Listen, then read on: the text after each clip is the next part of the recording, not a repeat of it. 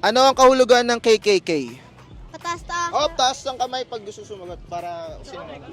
Kataas-taasan, kataas-taasan, kagalang-galangan, katipunan. Mali. Kulang. Anong planeta ang kilala bilang pulang planeta?